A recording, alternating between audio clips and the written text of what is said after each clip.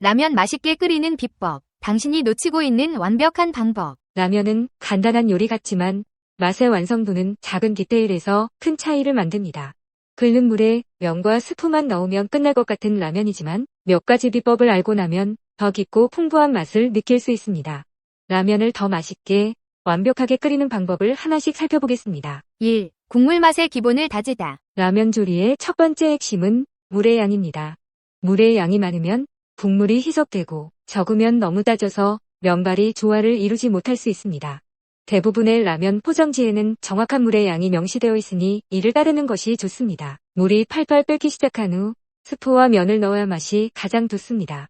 미지근한 물이나 약하게 끓는 물에 면을 넣으면 면이 고르게 익지 않아 퍼지거나 질겨질 수 있습니다. 물의 양을 맞출 때는 계량컵을 사용하는 것도 좋은 방법입니다. 눈대중으로 하면 정확하지 않아 국물의 농도가 달라질 수 있습니다. 2. 스프와 면의 조리 순서로 맛을 조정하라. 라면을 끓일 때 스프와 면을 넣는 순서는 맛의 균형을 좌우하는 중요한 요소입니다. 대부분의 사람은 물이 끓으면 면부터 넣고 스프는 그 다음에 넣는 경우가 많습니다. 하지만 이 순서를 조정하면 국물 맛이 훨씬 풍부해집니다. 물이 끓으면 스프를 먼저 넣습니다.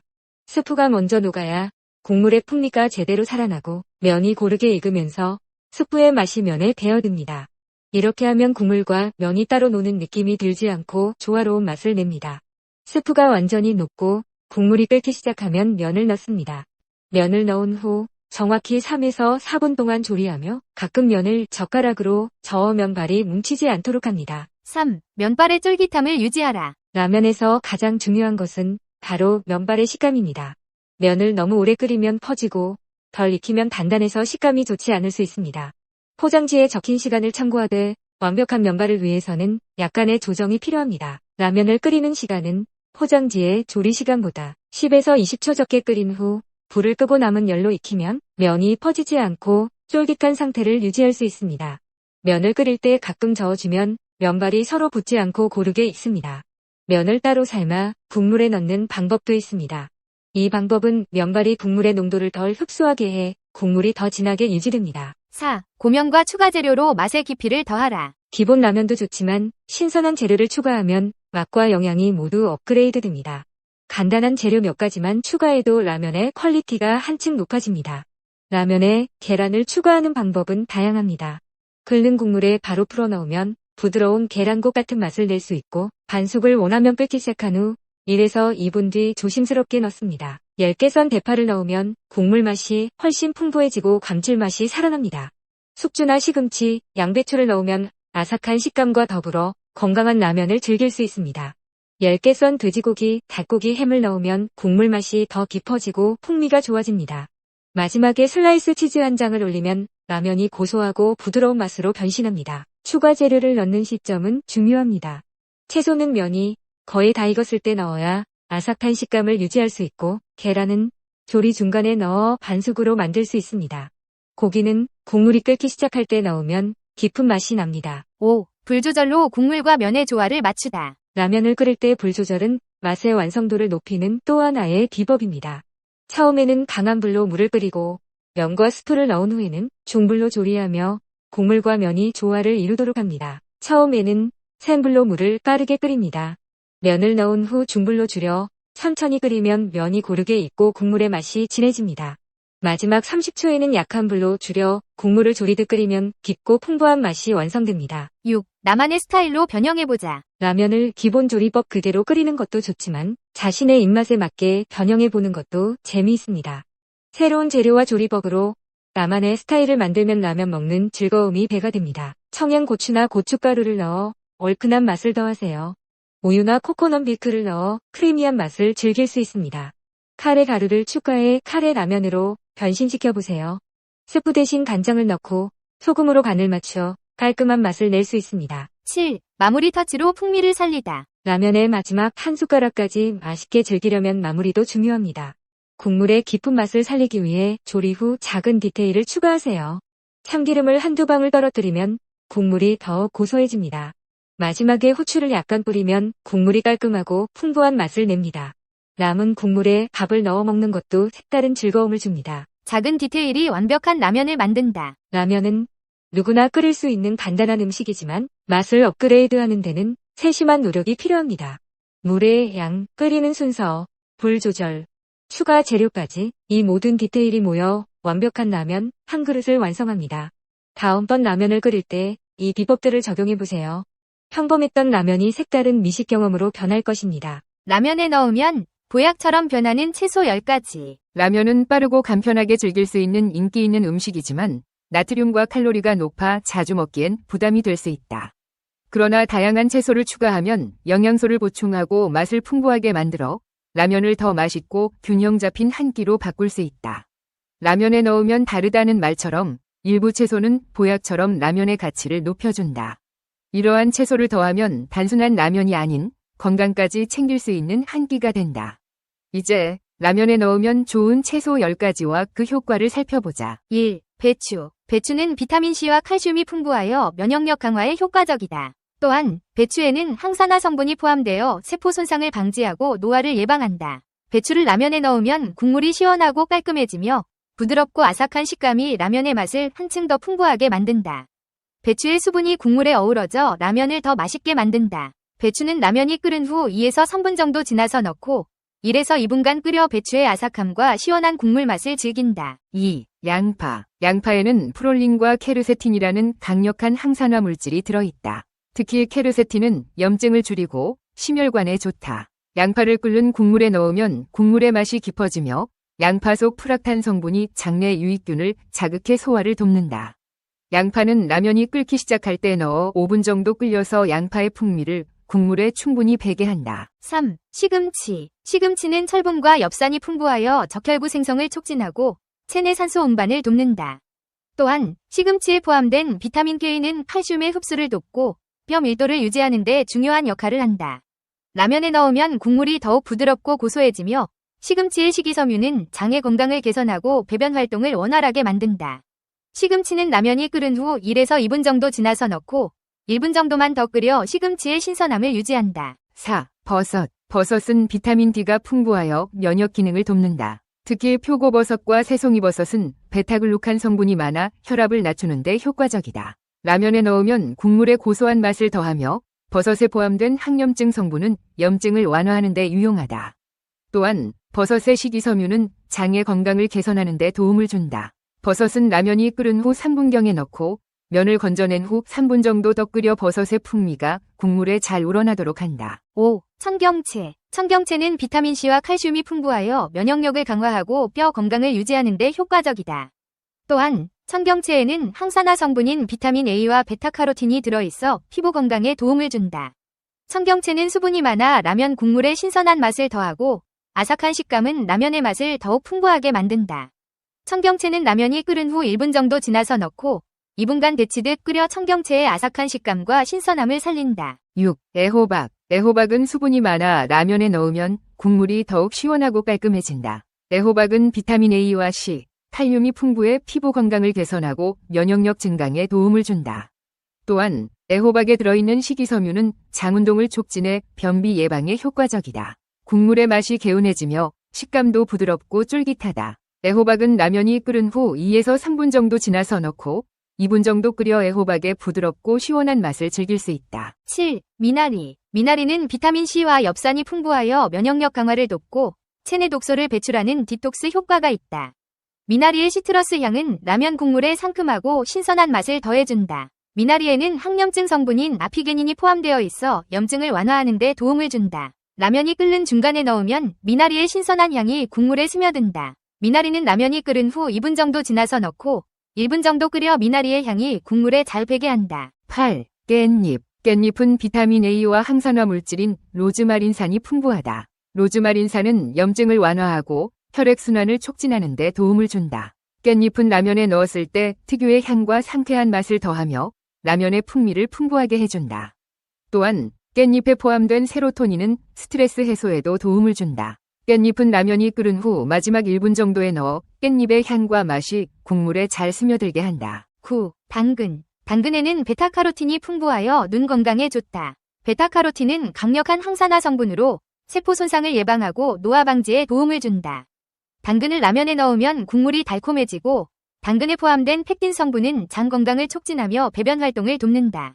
또한 당근은 라면의 색감을 화사하게 만들어 시각적으로도 즐거움을 준다. 당근은 라면이 끓는 초반에 넣고 이 물결표 3분 정도 끓여 당근이 부드러워지도록 한다. 10. 대파. 대파는 알리신 성분이 풍부해 면역력 강화에 도움이 된다. 알리신은 항균 효과가 있어 감염 예방에 유용하다. 또한 대파의 식이섬유는 장 건강을 촉진하고 비타민C가 풍부하여 피부 건강을 개선하는 데 도움이 된다.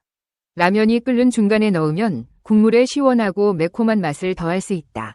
대파는 라면이 끓기 시작한 후 2에서 3분경에 넣어 대파의 향이 국물에 잘 스며들도록 한다. 채소를 라면에 넣을 때는 각 채소의 특성에 맞춰 넣는 시점을 조절하는 게 중요하다. 부드러운 채소는 라면이 거의 다 끓은 후에 넣어야 그 신선한 맛이 살아나고 단단한 채소는 초반에 넣어야 제대로 익는다. 다만 채소의 신선도나 라면의 종류, 개인적인 취향에 따라 차이가 있을 수 있으므로 여러 방법을 시도해보고 자신에게 가장 잘 맞는 방법을 찾아보는 것이 좋다. 이 비디오가 유용했다면 좋아요와 구독 버튼을 눌러주세요. 건강한 삶을 위한 더 많은 팁을 공유할 테니 계속해서 성필원 채널을 지켜봐주세요. 감사합니다. 한국 라면의 1963년 탄생과 세계적인 확산. 라면은 일본에서 발전된 대표적인 음식이지만 그 기원과 확산 과정에서 다양한 이야기가 담겨 있습니다. 특히 라면의 탄생과 세계적인 확산은 역사적, 문화적 배경과 맞물려 흥미로운 스토리를 제공합니다. 일본에서 라면은 단순한 음식 이상의 상징성을 가지며 이와 관련된 이야기와 전설들이 전해져 내려옵니다. 1. 중국에서 일본으로 전해진 라멘의 기원. 라면의 기원은 중국의 국수 요리에서 비롯되었다고 알려져 있습니다. 17세기 초 일본의 학자 미즈노 다카코가 중국 명나라에서 일본으로 돌아오며 국수를 전파했다는 이야기가 있습니다. 전설에 따르면 그는 중국에서 배운 국수 제조법을 바탕으로 일본식 국물을 추가하여 독창적인 요리를 만들어냈다고 합니다. 이러한 스토리는 라면이 일본과 중국의 문화적 교류의 상징이라는 점을 보여줍니다. 2. 황제에게 헌상된 최초의 라면. 또 다른 전설은 에도 시대에 일본 황제가 한 요리사에게 새롭고 특별한 요리를 명령했을 때 이 요리사가 중국식 국수를 바탕으로 국물과 토핑을 다양화하여 황제에게 헌상한 요리가 라면이었다는 이야기입니다. 황제는 이 요리를 맛본 뒤 크게 만족했고 이로 인해 라면은 귀족 사회에서 인기를 얻었다고 전해집니다. 3. 전후 일본에서 라면의 부흥. 제2차 세계대전 이후 일본에서 라면은 현대적인 아이콘으로 자리 잡았습니다. 특히 일본의 기업가 안도 모모부쿠가 1958년에 세계 최초의 즉석 라면을 발명하면서 라면은 세계적으로 확산되기 시작했습니다. 이에 관한 흥미로운 이야기가 있습니다. 전쟁 후 일본은 극심한 식량난에 시달렸고 안도 모모부쿠는 저렴하면서도 모두가 간편하게 먹을 수 있는 음식을 개발하기 위해 노력했습니다. 전설처럼 전해지는 그의 연구 과정에서는 다음과 같은 일화가 있습니다. 그는 완벽한 라면 제조법을 찾기 위해 며칠 동안 거의 잠을 자지 않으며 고민했고 어느 날 부엌에서 기름에 면을 튀기면 보관이 용이해지고 물을 부으면 금세 복원된다는 아이디어를 떠올렸다고 합니다. 이 아이디어는 전 세계 식품 산업에 혁신을 가져왔습니다. 4. 라면 신사. 일본의 일부 지역에서는 라면을 숭배하는 신사가 존재한다는 이야기도 있습니다. 실제로 일본의 기후현에서는 라멘 신사라는 이름의 장소가 존재하며 이곳에서는 라면을 먹기 전에 소원을 빌고 행운을 기원하는 문화가 있습니다. 전설에 따르면 이 신사에서 기도한 후 자신의 라면 가게를 성공적으로 운영하게 되었다는 이야기가 전해져 내려옵니다. 5. 라면과 영혼의 위로. 일본의 일부 민담에서는 라면이 영혼을 위로하는 음식으로 묘사되곤 합니다. 전설에 따르면 한 마을에 흉년이 들었을 때 한 현명한 노인이 간단한 국수와 국물로 사람들에게 따뜻한 음식을 제공하며 위로를 전했다고 합니다. 이 국수는 오늘날 라면의 초기 형태로 여겨지며 힘든 시기에 사람들에게 위로와 희망을 주는 음식으로 자리 잡게 되었습니다. 6. 라면의 세계적인 상징성. 라면은 이제 일본을 넘어 세계적으로 사랑받는 음식이 되었습니다. 전 세계 곳곳에서 각 지역의 재료와 문화를 반영한 독창적인 라면 요리가 탄생했으며 이는 일본 라면의 유연성과 상징성을 보여줍니다. 특히 라면을 통해 문화적 융합과 음식의 민주화라는 이야기가 만들어지고 있습니다. 예를 들어 뉴욕의 라면 레스토랑에서는 일본 라면의 서양 요리의 영향을 결합한 퓨전 라면을 제공하며 이는 라면이 음식 이상의 문화적 연결고리로 작용하고 있음을 나타냅니다. 전쟁의 상흔이 채가 시지 않아 한국 사람들 모두가 힘들게 살아가던 1961년 어느 날 삼양식품 전중윤 사장은 남대문 시장을 지나다 배고픈 사람들이 한 그릇에 5원 하는 꿀꿀이 죽을 사 먹기 위해 길게 줄을 선 모습을 봅니다. 전 사장은 저 사람들에게 싸고 배부른 음식을 먹게 할 방법은 없을까? 고민 끝에 전 사장은 일본에서 라면을 제조하는 기술을 들여옵니다. 하지만 외화가 없고 국교가 단절됐던 때라 라면을 제조하는 시설을 들여오기는 하늘의 별 따기였습니다. 정부가 가진 달러를 민간이 원화로 사던 시절 한 라인에 6만 달러인 라면 제조 시설을 수입하기엔 전 사장도 돈이 부족했고 가난한 정부도 옹색하긴 마찬가지였습니다. 궁하면 통한다고 전 사장은 당시 중앙정보부장이던 김종필 씨를 찾아갑니다. 국민들 배 골리지 말자. 는 전 사장의 호소에 당시 나는 새도 떨어뜨릴 정도의 세도를 가진 김종필은 마침 농림부가 가지고 있던 10만 달러 중 5만 달러를 전 사장이 사도록 도와줍니다. 이를 계기로 두 사람의 우정은 이후 오랜 세월 이어집니다. 신용장을 열고 전 사장이 일본으로 갔지만 일본의 반응은 냉담했답니다. 일본도 어렵던 시절 라면 제조시설을 국교도 없는 한국에 선택하려고 나서는 사람은 없었습니다. 여러 곳을 수소문하다 전 사장은 묘조식품의 오쿠이 사장을 만나 한국의 식량 사정을 이야기하며 도와달라고 청합니다. 다음 날 대답을 들으러 다시 찾은 전 사장에게 오쿠이 사장은 이렇게 말합니다. 당신 이야기를 듣고 많이 생각했다. 나는 한국에 가본 일이 없고 아직 국교 정상화도 안 됐지만 한국 전쟁이 일본 경제를 재건해 준 셈이다. 당신들은 불행했지만 우리는 한국 전쟁 덕분에 살아가고 있다. 내가 민간 베이스로 기술을 무상으로 제공하고 시설도 싼 가격으로 제공하겠다. 오쿠이 사장은 한 라인에 6만 달러라던 라면 제조 시설을 두 라인에 2만 5.000 달러로 즉석에서 발주를 해주었다고 합니다. 면과 수프의 배합에 관한 일화도 있습니다. 전 사장은 일본 현지에서 라면 제작의 전 공정을 배우지만 일본인 기술자들은 끝내 면과 수프의 배합 비율은 가르쳐주지 않더랍니다. 전 사장이 끝내 비율을 못 배우고 서울로 돌아오는 날 오쿠이 사장은 비서실장을 시켜 공항에서 봉투 하나를 전 사장에게 전해줍니다. 비행기에서 뜯어보라는 그 봉투 안에는 기술자들이 펄펄 뛰며 비밀로 했던 면과 수프의 배합 비율이 적혀 있었습니다. 가난하고 굶주렸던 국민들의 배를 채워줬던 라면은 이렇게 눈물겨운 사연을 안고 1963년 9월 15일 삼양치킨라면이란 이름으로 태어났습니다. 당시 가격이 10원, 식당에서 김치찌개나 된장찌개가 30원이고 커피 한 잔이 35원이던 시절이니 저렴한 가격이었음이 분명합니다. 끝까지 들어주셔서 감사드립니다. 1000개의 동영상은 청강하셨나요? 우리가 어제보다 더 지혜로워지지 말라는 법이 있습니까? 최대의 콘텐츠로 거듭날 세상 거의 모든 것의 지혜가 궁극의 해답입니다. 지금 즉시 구독을 눌러주세요.